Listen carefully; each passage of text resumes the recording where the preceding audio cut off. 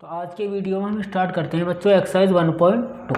इससे पहले हमने 3 पार्ट कराए हैं, उनमें एक्सरसाइज 1.1 कंप्लीट हो गई है। तो जो बच्चे नए हैं जिन्होंने पहली एक्सरसाइज नहीं देखी है तो वो हमारे पहले 3 पार्ट देख लें, उनमें एक्सरसाइज 1.1 कराई है, उसके बाद इस पार्ट को देखें। तो ये एक्सरसाइज है 1.2। अब इस एक्सरसाइज को पढ़ने से पहले हमें एक प्रमेय पढ़नी है। ये प्रमेय है 1.2 आपकी बुक में। तो ये प्रमेय क्या है? माना P एक अभाज्य संख्या है। P क्या है? कोई अभाज्य संख्या है। अभाज्य संख्या में ऐसी संख्या को बोलते हैं जो अपने अलावा किसी दूसरी संख्या से विभाजित नहीं होती या जिसका केवल वही गुणनखंड होता है जो वो खुद है। जैसे मान लो एक संख्या है हमारे पास 2, तो इसका कोई गुणनखंड नहीं है, बस इसके गुणनखंड में 2 ही आएगा और यह 1 आ सकता। जैसा 5 क्या है? 5 भी एक अभाज्य संख्या है, इसके गुणनखंड नहीं हो सकते, बस हम इसको ऐसे लिख सकते हैं 5 × 1। तो ऐसी संख्या ये होती हैं अभाज्य। तो P क्या है? कोई अभाज्य संख्या है यदि P a² को विभाजित करती है। अब ये P यानी हमारी अभाज्य संख्या, ऐसी संख्या कोई a² को विभाजित करती है तो P a को भी विभाजित करेगी। जहाँ a एक धनात्मक पूर्णांक है, a क्या है? कोई धनात्मक पूर्णांक है। तो इस प्रमेय में कहा गया P कोई अभाज्य संख्या है और हमारी अभाज्य संख्या धनात्मक पूर्णांक के स्क्वायर यानी a² को विभाजित करती है यदि, तो फिर वो a को भी विभाजित करेगी, हमारी P जो अभाज्य संख्या है। तो ये हमारी प्रमेय है 1.2। अब हम एक्सरसाइज का अपनी 1.2 का फर्स्ट क्वेश्चन स्टार्ट करते हैं। क्वेश्चन है ये, सिद्ध कीजिए कि √5 एक अपरिमेय संख्या है। तो √5 कैसी संख्या है? ये अपरिमेय संख्या होती है, हमें प्रूफ करना है। तो हमें जो ज़्यादा जानकारी प्राप्त है वो परिमेय संख्याओं के बारे में प्राप्त है, अपरिमेय संख्याओं के बारे में हमें कम जानकारी प्राप्त है। तो हम इसको अपोजिट मानेंगे, इसका उल्टा। माना √5 एक परिमेय संख्या है, √5 को हम क्या मान लेंगे? परिमेय मान लेंगे, क्योंकि हमें ज़्यादा जो जानकारी हो परिमेय के बारे में है तो हम इसको परिमेय मान के अपोजिट मान के करेंगे। माना √5 एक परिमेय संख्या है। अब जब √5 एक परिमेय संख्या है तो हमें पता है परिमेय संख्या को हम कैसे लिख सकते हैं? बटे के रूप में लिख सकते हैं, अपॉन के रूप में। तो √5 बराबर हो जाएगा a/b, जहाँ a तथा b सहअभाज्य संख्या है। कैसी संख्या है? सहअभाज्य। अब सहअभाज्य संख्या क्या होती है? सहअभाज्य संख्या ऐसी संख्याओं को बोलते हैं जिन दो संख्याओं में कोई कॉमन ना हो या जिनका HCF 1 हो। जैसे संख्या लिखी हुई है दोनों, ये दोनों सहअभाज्य है एक साथ। कैसी संख्या है दोनों? ये सहअभाज्य, क्योंकि इन दोनों संख्याओं में कोई भी कॉमन नहीं है, इनका HCF कितना है? 1 है। तो ऐसी संख्याओं को बोलते हैं हम सहअभाज्य। ए और बी हमारी दोनों ये सहअभाज्य संख्या, और इसमें कंडीशन ये भी है बी हमारा डज नॉट इक्वल 0 होगा, बी की वैल्यू 0 नहीं होगी। अब हम इस b की इधर मल्टीप्लाई कर देंगे √5 में, तो ये हो जाएगा √5b = a। अब क्या करना है? इसके बाद हमें दोनों पक्षों का, दोनों ओर का स्क्वायर कर देंगे यानी वर्ग कर देंगे। दोनों ओर का वर्ग करने पर स्क्वायरिंग ऑन बोथ साइड, अभी आ जाएगा √5 का जब स्क्वायर करेंगे तो 5 आ जाएगा। कितना आ जाएगा? ये 5। और b का वर्ग करेंगे b² बराबर a का वर्ग करेंगे तो a²। इसको मान लेंगे हम इक्वेशन 1, समीकरण नंबर 1। इसके बाद अब ये जो हमने प्रमेय पढ़ी 1.2, इसकी हेल्प से हम बोल सकते हैं ये 5 देखो अपॉन में आ जाएगा इसके a² के। अगर इसको हम सीधा करके लिख दें तो ये बन जाएगा b² बराबर a²/5। इसका मीनिंग क्या है? इसका मीनिंग ये है कि ये जो a² है इसको 5 विभाजित करता है, इस a² को 5 क्या कर देता है? विभाजित करता है। तो हम लिखेंगे अतः 5 a² को विभाजित करता है। तब क्या होगा? 5 a को भी विभाजित करेगा। तो 5 फिर किसको विभाजित करेगा? a को भी। हमारी प्रमेय 1.2 से, हमारी प्रमेय ये तो कहते हैं कि अगर p a² को विभाजित करती है तो फिर p a को भी विभाजित करेगी। तो इसका यूज़ है यहाँ पर। 5 यदि a² को विभाजित करता है तो फिर 5 a को भी विभाजित करेगा।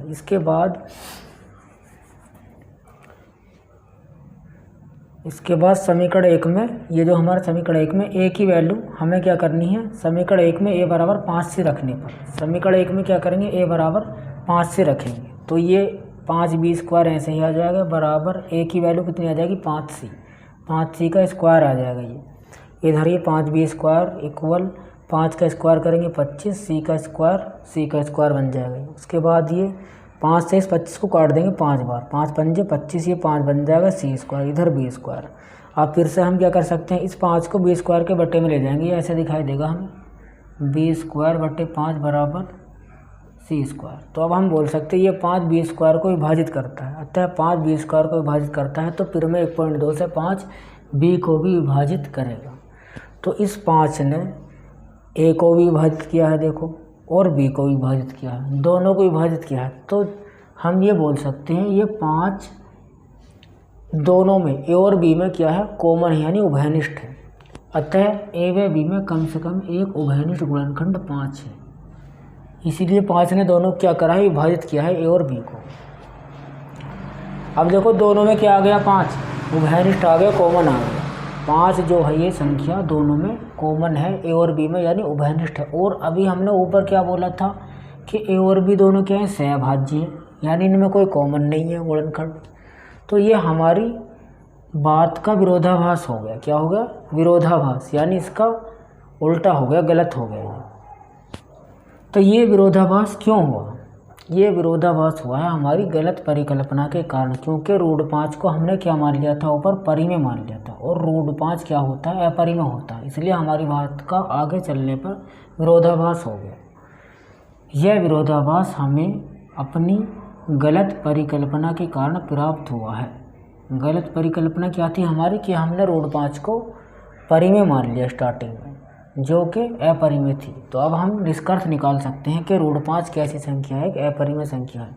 अतः हम निष्कर्ष निकालते हैं कि √5 एक अपरिमेय संख्या है।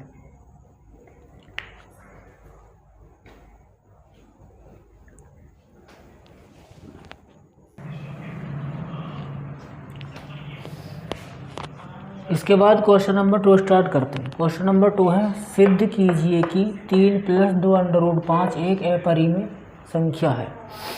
अब इस क्वेश्चन को भी हम विरोधाभास वाले तरीके से करेंगे। तो हम इसमें मानेंगे सबसे पहले, माना 3 + 2 √5 परिमेय संख्या है। इसको क्या मान लेंगे, हम एक परिमेय संख्या मान लेंगे। जब ये परिमेय है तो इसको हम बट्टे के रूप में लिख सकते हैं, a/b। 3 + 2 √5 बराबर a/b, जहाँ a तथा b सहअभाज्य संख्याएं हैं। कैसी संख्या है, a और b सहअभाज्य, और b की वैल्यू 0 नहीं है, यानी सहअभाज्य का मतलब इन दोनों में कोई नंबर कॉमन नहीं है। अब हमें यहाँ से क्या करना है, ये जो 3 लिखा है इसको इधर ले जाएंगे बराबर से, तो इधर रह जाएगा 2 √5 बराबर a/b -3, 3 इधर आके माइनस। अब ये 2 √5 बराबर 3 के बट्टे में क्या मान लेंगे, 1 मान लेंगे, कुछ नहीं तो क्या मान लेंगे 1। b और 1 के एलसीएम लेंगे, b आ जाएगा।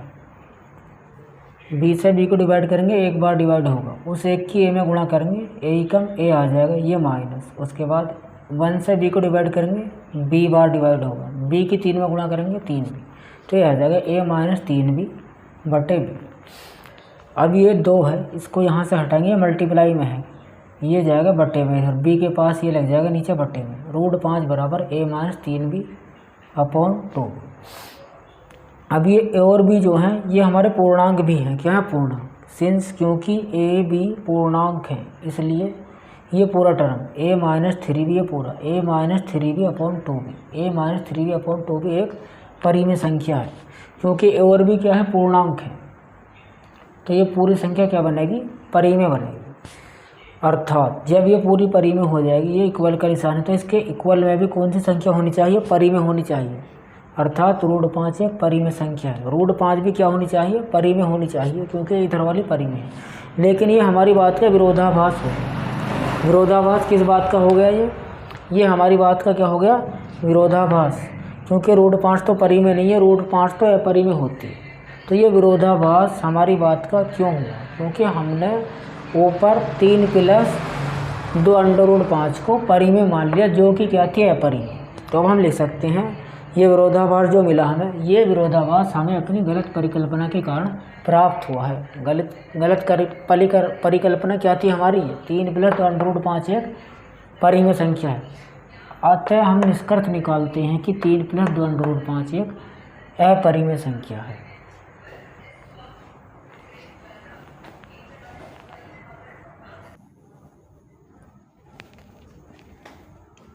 अब इसके बाद क्वेश्चन नंबर 3 स्टार्ट करते हैं इसका। क्वेश्चन नंबर 3 है, सिद्ध कीजिए कि निम्न संख्याएं अपरिमेय हैं।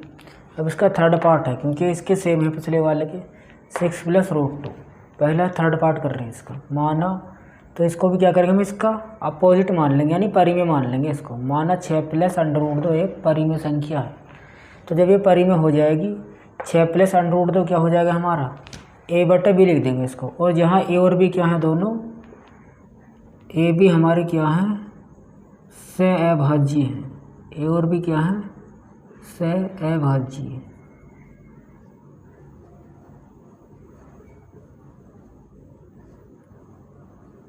सहअभाज्य हैं दोनों ए और बी हमारे। और बी की वैल्यू क्या ना हो, 0 ना हो, b डज नॉट इक्वल 0। अब हम क्या कर सकते हैं, 6 को इधर ले जाएंगे, 6 इधर आके माइनस हो जाएगा, इधर रह जाएगा √2। √2 इक्वल a/b - 6। अब ये जो पूरी टर्म है, इसमें इधर वाले a और b ये क्या है, दोनों पूर्णांक हैं। a b क्या है, ये पूर्णांक है।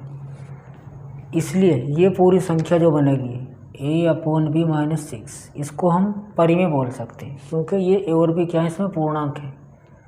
इसलिए a/b - 6 एक परिमेय संख्या है। जब ये इधर वाली परिमेय संख्या है तो बीच में इक्वल है, तो ये भी कैसी होनी चाहिए, ये भी परिमेय हो इधर वाली √2, अर्थात √2 एक परिमेय संख्या है। लेकिन ये हमारी बात का अब क्या हो गया, विरोधाभास हो गया। विरोधाभास कौन सी बात का, क्योंकि √2 एक परिमेय संख्या नहीं होती बल्कि अपरिमेय होती है, और हमारा यहाँ निकल आया ये परिमेय। तो ये विरोधाभास हो गया इसका, √2 के अपरिमेय होने का। तो अब हम ये विरोधाभास क्यों प्राप्त हुआ, ये हमारी गलत परिकल्पना के कारण प्राप्त हुआ, जो कि हमने शुरू में 6 + √2 को परिमेय मान लिया था, और ये कैसी संख्या है, अपरिमेय। यह विरोधाभास हमें अपनी गलत परिकल्पना के कारण प्राप्त हुआ है।